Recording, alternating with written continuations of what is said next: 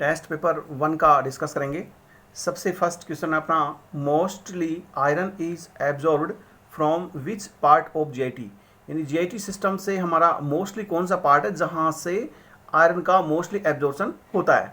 इसमें देखो स्टोमच से भी होता है, ड्यूोडेनम से भी होता है, लेकिन यदि यह मोस्टली पार्ट पूछा जाए तो वहाँ इसका आंसर होगा ड्यूोडेनम, यानी इसका आंसर होगा B. Mostly iron is absorb from which part of GIT, duodenum. फिर है iron absorption is favoured by. Iron के एब्जॉर्प्शन में फेवर्ड यानी इसको सपोर्ट कौन करेगा जिससे आयरन का एब्जॉर्प्शन इंक्रीज हो। इसके लिए विटामिन सी जो है वो क्या करेगा, वो इसका फेवर करेगा, इसको सपोर्ट करेगा जिससे आयरन का एब्जॉर्प्शन इंक्रीज होगा। विटामिन सी अपने आप में क्या है, एक रिड्यूसिंग एजेंट है, और रिड्यूसिंग एजेंट होने की वजह से विटामिन सी आयरन को मोर वाटर सोल्यूबल बनाता है, और मोर वाटर सोल्यूबल बनाने की वजह से जो है आयरन का एब्जॉर्प्शन विटामिन सी की प्रेजेंस में इंक्रीज होता है। थर्ड की बात करें, iron absorption are better absorbed if given. Iron का एब्जॉर्प्शन जो है वो बेटर एब्जॉर्प्शन करवाना है तो हम किसके साथ कैसे देना है ये हमें पूछ रहा है। तो हमें देखना है कि देखो हम हमेशा आयरन को यदि एम्प्टी स्टोमच देते हैं, खाली पेट देते हैं, तो इसका एब्जॉर्प्शन जो है वो बेस्ट होता है। लेकिन यदि खाना खाने के बाद पीसी खाना खाने के बाद देते हैं तो इसका एब्जॉर्प्शन कुछ डिक्रीज होता है। लेकिन हमें यदि बेटर एब्जॉर्प्शन कराना है तो हमें एम्प्टी स्टोमच देना है, लेकिन एम्प्टी स्टोमच देने से आयरन की वजह से हमें एक प्रॉब्लम होती है, गैस्ट्रिक इंटॉलरेंस। गैस्ट्रिक इंटॉलरेंस होता है जिसकी वजह से हम इसको, यदि हमें हाई डोज में आयरन देना है तो हाई डोज में आयरन देने पर हम हमेशा आयरन को यूज करते हैं आफ्टर मील, खाना खाने के बाद में यूज करते हैं। इसका कारण क्या है, क्योंकि आफ्टर मील के बाद इसका एब्जॉर्प्शन थोड़ा कम होगा, लेकिन जो गैस्ट्रिक इंटॉलरेंस की प्रॉब्लम हो रही थी वो यहाँ मिनिमाइज हो जाएगी। तो आयरन का बेस्ट एब्जॉर्प्शन पूछे तो हमें आंसर एम्प्टी स्टोमच देना है, और यदि आयरन के एब्जॉर्प्शन में होने वाली गैस्ट्रिक इंटॉलरेंसी को मिनिमाइज करना है तो हमें आफ्टर मील ही देना होगा। Iron absorption is decrease if given with. Iron का एब्जॉर्प्शन जो है वो कम होता है इज गिवन विथ, किसके साथ में देने से आयरन का एब्जॉर्प्शन कम हो जाता है। यदि हम एंटासिड जिसमें कैल्शियम कंटेनिंग एंटासिड है, या हम कहें टेट्रासाइक्लिन, या हम कहें एग योक या मिल्क के साथ यदि इनको दिया जाए तो आयरन का एब्जॉर्प्शन हमेशा डिक्रीज होता है। तो इसका आंसर होगा all of the above, D इसका आंसर होगा। देखो आयरन जो होती है वो हमारी बॉडी में इसका स्टोर जो है वो किस फॉर्म में होता है। आयरन का स्टोर हमारी बॉडी के अंदर एज ए फेरिटीन होता है, एज ए फेरिटीन, FERITIN होता है। और आयरन का ट्रांसफर या आयरन का ट्रांसपोर्टेशन जो है वो किस फॉर्म में होता है, ट्रांसफेरिन फॉर्म में होता है। ये भी हमें देखना है।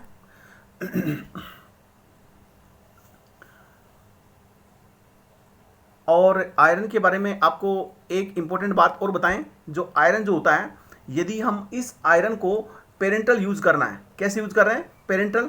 तो पेरेंटल आयरन को यूज करने पर हम इसकी दो फॉर्म यूज करते हैं। इसको आप याद करना कि जैसे ही हम आयरन देंगे तो हम ID मांगेंगे, कहाँ से, सुप्रीम कोर्ट से। इस तरह से याद करें तो इसका मतलब होगा I मीन्स होगा आयरन डेक्स्ट्रान। आयरन डेक्स्ट्रान जो है वो क्या है, यहाँ इसकी पेरेंटल फॉर्म है, और एक जो है वो है सोर्बिटोल सिट्रिक एसिड कॉम्प्लेक्स, यानी इसको हम कह सकते हैं iron sorbitol citric acid form जो है वो पेरेंटल आयरन की दो फॉर्म होती हैं जिनको हम यूज करते हैं। अब है विच of the following drug is prepared by RDNA technology. कौन सी ड्रग है जिसको RDNA टेक्नोलॉजी से हम इसको फॉर्म करते हैं, तो वो ड्रग हमारी है कौन सी होगी, इरिथ्रोपोइटिन। इसके अलावा ह्यूमन इंसुलिन, ये दोनों ही जो है वो क्या हैं, ये RDNA टेक्नोलॉजी से हम इसको बनाते हैं।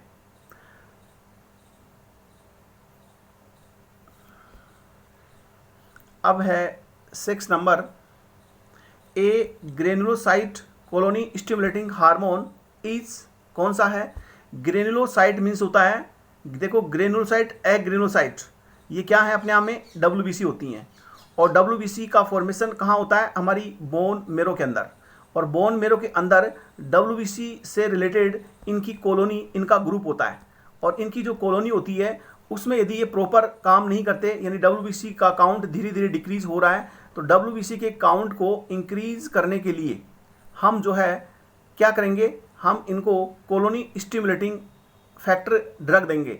और WBC के काउंट को इंक्रीज करने के लिए जो ड्रग हम देते हैं वो हमारे पास ड्रग होती हैं, एक तो फिलग्रेस्टिन और एक होती है साराग्रेस्टिन। तो फिलग्रेस्टिन और साराग्रेस्टिन जैसी drug granulocyte colony stimulating hormones की कैटेगरी में आती हैं। अब है एरिथ्रोपोएटिन इज इंडिकेट फॉर। देखो, एरिथ्रोपोएटिन किडनी से रिलीज होने वाला हार्मोन है, और एरिथ्रोपोएटिन की प्रेजेंस में क्या होता है? आरबीसी का फॉर्मेशन होता है, और आरबीसी का जो फॉर्मेशन हो रहा है, इस आरबीसी के फॉर्मेशन को कंट्रोल जो है वो एरिथ्रोपोएटिन करता है। ये हम जानते हैं कि आरबीसी को हम क्या बोलते हैं? एरिथ्रोसाइट्स। WBC को हम क्या बोलते हैं? ल्यूकोसाइट्स। और प्लेटलेट्स को हम बोलते हैं थ्रोम्बोसाइट्स। यदि एरिथ्रोसाइट्स आरबीसी का काउंट बढ़े तो हम इसको क्या बोलेंगे? एरिथ्रोसाइटोसिस। और यदि यहाँ WBC का काउंट इंक्रीज हो तो उसे हम क्या बोलते हैं? WBC का काउंट यदि इंक्रीज हो तो उसे हम बोलते हैं ल्यूकेमिया। और यदि इसका काउंट डिक्रीज हो तो उसको हम बोलते हैं ल्यूकोपेनिया। ल्यूकोपेनिया की कैटेगरी कब आती है? जब WBC का काउंट डिक्रीज हो, यानी जैसे वायरल हुआ, डेंगू हुआ, उसमें WBC का काउंट डिक्रीज होगा। और यदि 80,000 से अबो ल्यूकोसाइट्स यानी WBC का काउंट बढ़ा है तो वो कैंसर को इंडिकेट करता है। जबकि प्लेटलेट्स की बात करें तो प्लेटलेट्स की संख्या यदि कम हो तो उसको हम थ्रोम्बोसाइटोपेनिया बोलते हैं। और थ्रोम्बोसाइटोपेनिया, प्लेटलेट्स का कम होना कहाँ हमें इंडिकेट करता है? वो हमें वायरल डेंगू जैसी डिजीज़ में जो है इंडिकेट करता है। अब हम यहाँ देखते हैं कि एरिथ्रोपोएटिन इज इंडिकेट फॉर, यानी एरिथ्रोपोएटिन क्या बताया हमने आपको? एरिथ्रोपोएटिन अपने आप में एक हार्मोन है, और एक नेचुरल हार्मोन जो कि किडनी से रिलीज होता है और आरबीसी के फॉर्मेशन को कंट्रोल करता है। तो यहाँ एरिथ्रोपोएटिन को हम कब देंगे? जब हमारा बोन मेरो से क्या होता है? आरबीसी WBC का फॉर्मेशन होता है, और आरबीसी का फॉर्मेशन यदि नहीं हो रहा है, यानी बोन मेरो सप्रेशन की वजह से आरबीसी का प्रॉपर फॉर्मेशन नहीं होता, जिसकी वजह से आरबीसी का प्रॉपर फॉर्मेशन नहीं हुआ, इससे HB डिक्रीज होगा, और HB डिक्रीज होगा तो इससे होने वाला एनीमिया कौन सा होगा? Aplastic anaemia. यानी बोन मेरो सप्रेशन की वजह से आरबीसी का फॉर्मेशन नहीं होना या हिम का फॉर्मेशन नहीं होना एप्लास्टिक एनीमिया की कैटेगरी में आता है।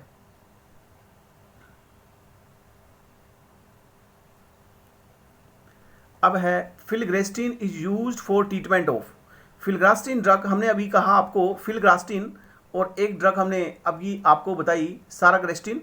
ये दोनों ही ड्रग WBC काउंट को इंक्रीज करने के लिए हम कॉलोनी स्टिमुलेटिंग फैक्टर के रूप में इन ड्रग को यूज करते हैं। तो यहाँ filgrastim is used for treatment of WBC। जो अपने WBC कौन कौन सी हो सकती है? Eosinophils, neutrophils. न्यूट्रोफिल्स सबसे छोटी सेल्स होती है WBC में, तो न्यूट्रोफिल्स जो है वो क्या है? वो फिलग्रास्टिन ड्रग जो है वो न्यूट्रोपेनिया की कंडीशन में भी हम यूज करेंगे। एक आपको आयरन के बारे में बताएं कि जब हम डीपली IM इंजेक्शन लगाते हैं, डीपली IM इंट्रामस्कुलर इंजेक्शन लगाते हैं, किसका? आयरन का। तो आयरन का यदि हम डीपली इंट्रामस्कुलर इंजेक्शन लगा रहे हैं तो वहाँ हम जेड टेक्निक यूज करते हैं। कौन सी टेक्निक यूज करते हैं? जेड टेक्निक यूज करते हैं। तो जेड टेक्निक किस लिए यूज कर रहे हैं? क्योंकि वहाँ स्किन का कलर चेंज हो जाता है, और स्किन के कलर को चेंज होने से रोकने के लिए, अवॉइड स्टेनिंग ऑफ स्किन, यानी स्किन का कलर चेंज नहीं हो, उसके लिए हम डीपली IM इंजेक्शन आयरन का लगाएंगे तो वहाँ Z track technique method use करते हैं। और ये क्यों कर रहे हैं? क्योंकि वहाँ अवॉइड स्टेनिंग ऑफ स्किन, यानी जो स्किन की स्टेनिंग होने वाली है उसको स्टॉप करने के लिए हम जो है जेड टेक्निक मेथड काम में लेते हैं। अब हमारा 9 नंबर का क्वेश्चन है, plasma volume expander. Plasma volume expander are used for treatment of hypovolaemic shock, LVF, hypertension and congestive heart failure.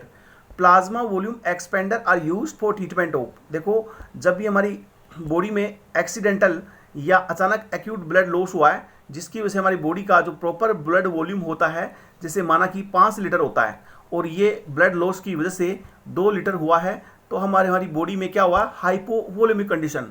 तो इस वॉल्यूम को इंक्रीज करने के लिए हम जो है अस्थायी तौर पर क्या यूज करते हैं, हम प्लाज्मा वॉल्यूम एक्सपेंडर देते हैं। प्लाज्मा वॉल्यूम एक्सपेंडर हम तब तक यूज करते हैं जब तक हमारी ब्लड की मैनेजमेंट होगा और ब्लड चढ़कर उसके बाद में ब्लड वॉल्यूम जो इंक्रीज होगा, तब तक हम 12 घंटे 24 घंटे के लिए हम प्लाज्मा वॉल्यूम एक्सपेंडर यूज करते हैं। प्लाज्मा वॉल्यूम एक्सपेंडर जो है यूज कर रहे हैं, तो वो क्या कर रहे हैं, हाइपोवोलेमिक शॉक को रिमूव करने के लिए हम यूज कर रहे हैं। इसके अलावा यदि हम प्लाज्मा वॉल्यूम एक्सपेंडर को लेफ्ट वेंट्रिकुलर फिब्रिलेशन या हाइपरटेंशन, जहां ऑलरेडी पहले से ब्लड वॉल्यूम 7 लीटर से ज़्यादा होगा, और मैं कहूँ कंजस्टिव हार्ट फेलियर जहां ब्लड वॉल्यूम पहले से ही ज़्यादा है, इन कंडीशन में यदि हमने प्लाज्मा वॉल्यूम एक्सपेंडर दिया तो क्या होगा, वॉल्यूम और ज़्यादा बढ़ जाएगा और क्रिटिकल स्थिति होकर के पेशेंट की डेथ भी हो सकती है। तो जहाँ भी CHL के नाम से याद करें, 3 condition, congestive heart failure, hypertension और LVF, इन कंडीशन में कभी भी हम प्लाज्मा वॉल्यूम एक्सपेंडर का यूज नहीं करते। Only for only hypovolaemic condition हो, वहीं पर हम क्या करेंगे, treatment of accidental acute blood loss जहाँ हुआ है तो वहाँ प्लाज्मा वॉल्यूम एक्सपेंडर यूज करते हैं। अब हमारा 10th नंबर का क्वेश्चन है, केमिकली डेक्स्ट्रान इज, डेक्स्ट्रान जो है वो केमिकली क्या होता है, ये अपने आप में एक पॉलीसेकेराइड होता है। Dextran is produced by the, dextran का प्रोड्यूस जो है इंडस्ट्रियल, वो कैसे होता है, वो LM के नाम से याद करना है, ल्यूकोनोस्टोक मेसेंट्रियोट से होता है।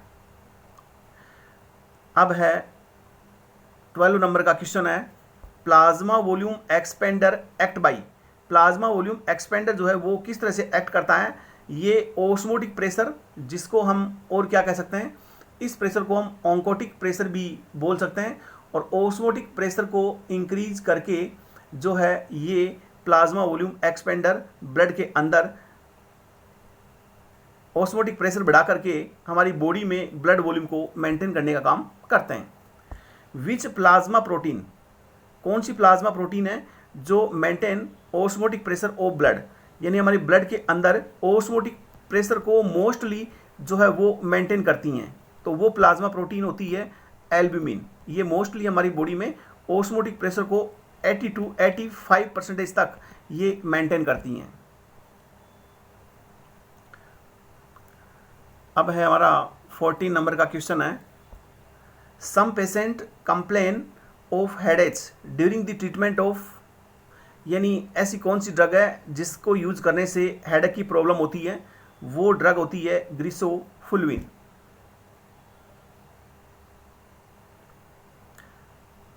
अब है which anti fungal drug decrease lanosterol synthesis, यानी ऐसी कौन सी एंटी फंगल ड्रग है जो लेनोस्टेरोल सिंथेसिस को डिक्रीज कर रही है।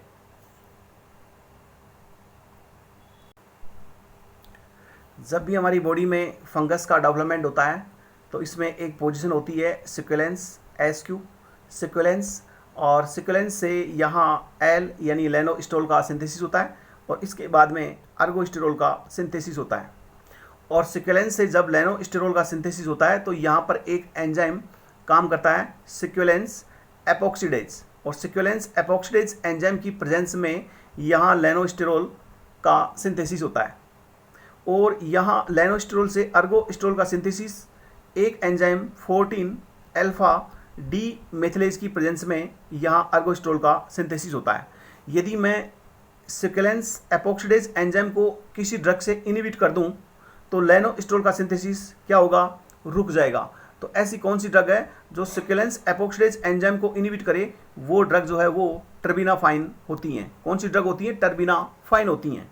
और यदि मैं यहाँ 14 अल्फा डी मेथिलेज को इनहिबिट करूँ तो इस ड्रग में इस एंजाइम को इनहिबिट करने की वजह से अर्गोस्टेरोल का सिंथेसिस रुक जाएगा। तो वो कौन सी ड्रग है जो यहाँ ऐसा काम करेगी, तो वो ड्रग जो है देखो, एक तो केटाकोनाजोल होती है, इसके अलावा इट्राकोनाजोल होती हैं और एक फ्लूकोनाजोल होती हैं। ये ड्रग 14 अल्फा डीमेथिलेज एंजाइम को इनहिबिट करती हैं।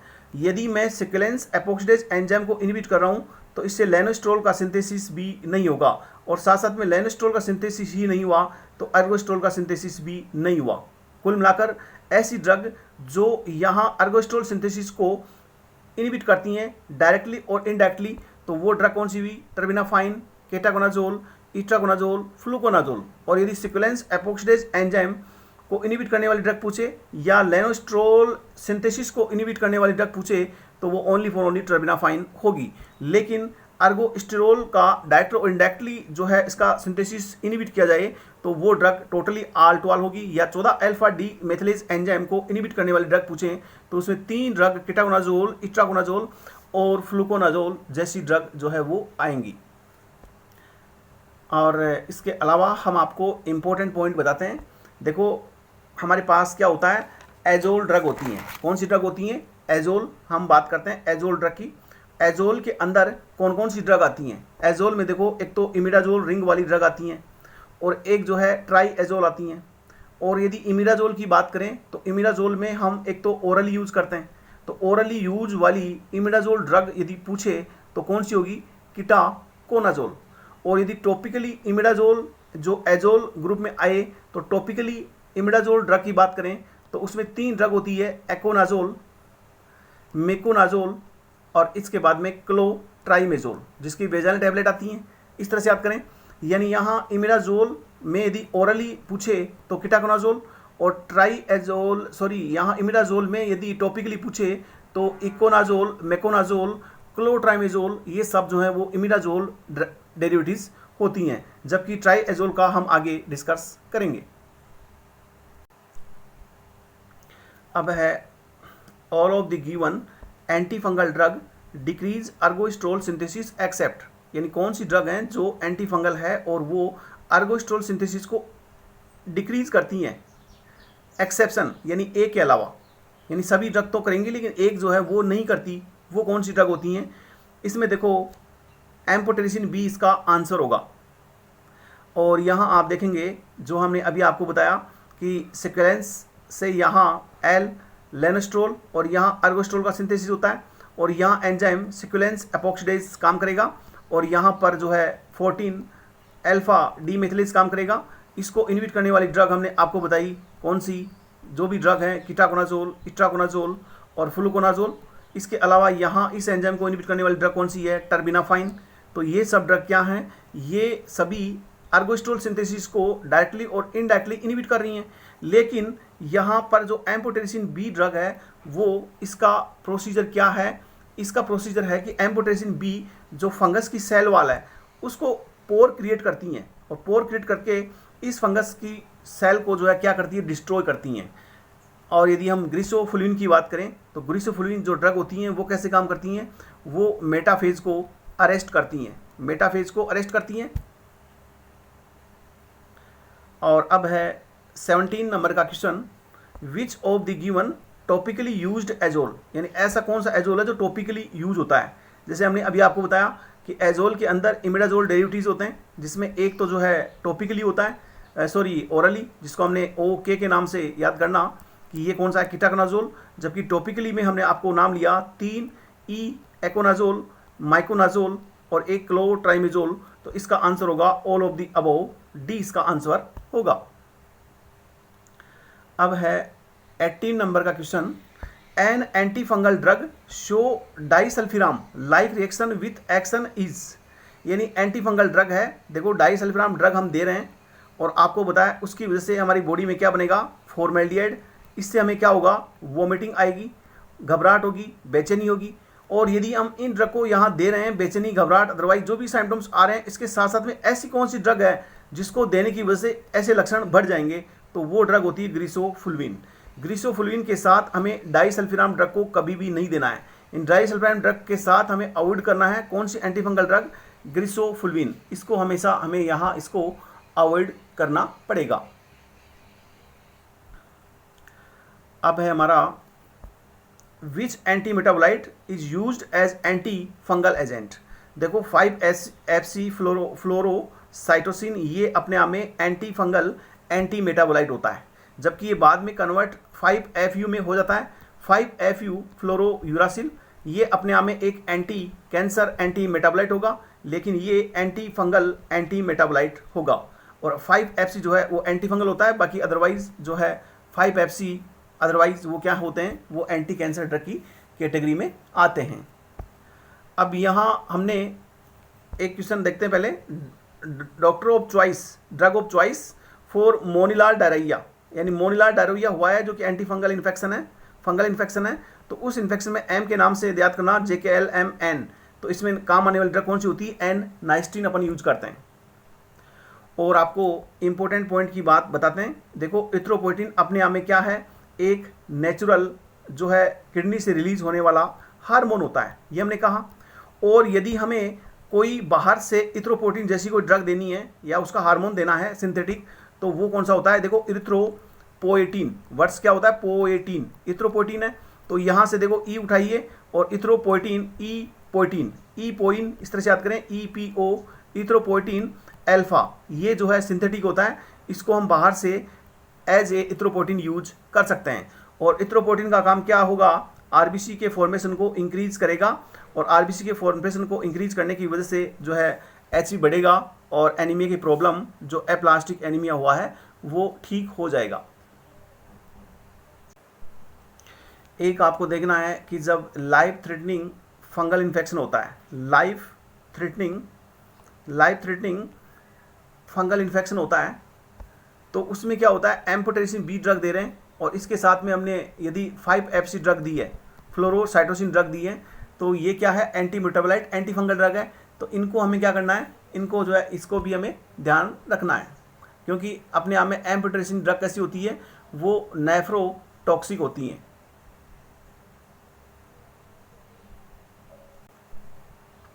एम्फोटेरिसिन B AMB की बात करें तो एम्फोटेरिसिन B ड्रग का साइड इफेक्ट जो है लॉन्ग यूज करते हैं, तो इसका साइड इफेक्ट क्या होता है, साइड इफेक्ट ऐसी इसका साइड इफेक्ट होता है, देखो एक तो नेफ्रोटॉक्सिक, और नेफ्रोटॉक्सिक में क्या होता है, किडनी जो है वो डैमेज होती है, और किडनी की डैमेज होने की वजह से यहाँ से रिलीज इथ्रोपोइटिन हार्मोन, उसका भी रिलीज क्या होगा, कम होगा, जिससे आरबीसी का फॉर्मेशन भी क्या होगा, कम होगा, और इससे एनीमिया की कंडीशन आ जाएगी।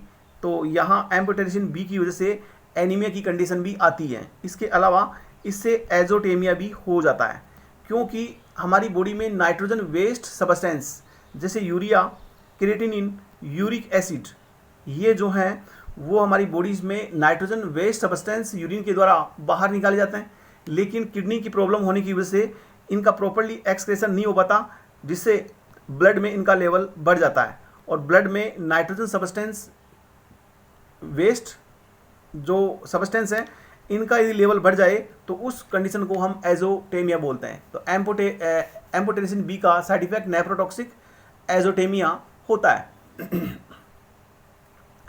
इरिथ्रोपोइटिन जो है वो अपने आप में क्या होता है, एक सियाल्गो प्रोटीन होता है, सियाल्गो प्रोटीन होता है। इरिथ्रोपोइटिन अपने आप में एक सियाल्गो प्रोटीन होता है।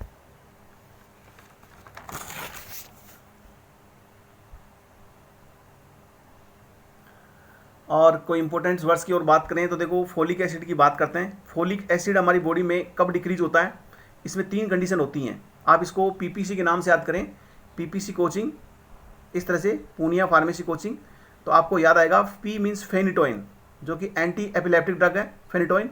इसके अलावा फिनोबार्बिटोन, और इसके अलावा C कॉन्ट्रासेप्टिव, और कॉन्ट्रासेप्टिव आप कोचिंग जाएंगे PPC तो आप क्या कहेंगे, O, इस तरह से याद करें, O यानी ओरल कॉन्ट्रासेप्टिव यूज करते हैं। तो इनसे फोलिक एसिड की जो है कमी आती है हमारी बॉडी में, इस तरह से याद करें। आयरन के लिए हमने कहा कि इसका मोस्ट एब्जॉर्प्शन कहाँ से होता है, डिओडिनम से होता है, बाकी वैसे स्टोमच से भी होगा। और आयरन का एब्जॉर्प्शन यदि पेरेंटल की बात करें तो इसकी 2 कंडीशन, ID और सुप्रीम कोर्ट हमने कहा। ID का मतलब आयरन डेक्स्ट्रोन और S का मतलब सोर्बिटोल सिट्रिक एसिड कॉम्प्लेक्स के रूप में होगा। आयरन का एब्जॉर्प्शन हमेशा विटामिन C के फेवर में जो है इंक्रीज होता है, ये हमने आपको बताया। और इम्पोर्टेंट वर्ड्स की बात और करें तो जब हमारी कापर पॉइजनिंग होती है तो हम कौन सी ड्रग यूज़ करते हैं, डी पेनिसिलामाइन यूज़ करते हैं। जबकि आयरन की पॉइजनिंग हो जाए तो आयरन की पॉइजनिंग में हम कौन सी ड्रग यूज़ करते हैं, DES डिसफेरो FERRO फेरोक्सामाइन ड्रग जो है अपन यूज करते हैं। और हमने डीपली इंट्रामस्कुलर आयरन इंजेक्शन लगाते हैं तो वहाँ पर स्किन का कलर चेंज नहीं हो, अवॉइड स्टेनिंग ऑफ स्किन, तो वहाँ जेड टेक्निक मेथड यूज करते हैं। WBC स्टिमुलेटिंग के लिए हम साराग्रेस्टिन और फेल्ग्रेस्टिन जैसी ड्रग यूज़ करते हैं। RBC का फॉर्मेशन कंट्रोल इथ्रोपोइटिन जो किडनी से रिलीज होता है उसकी कंट्रोल में होता है। और हमने बताया कि ई-पोर्टिन अल्फा एक सिंथेटिक होता है। और इसके अलावा यदि हम बात करें कि जो एनीमिया होता है उस एनीमिया में एक एनीमिया होता है पर्सिनियस एनीमिया।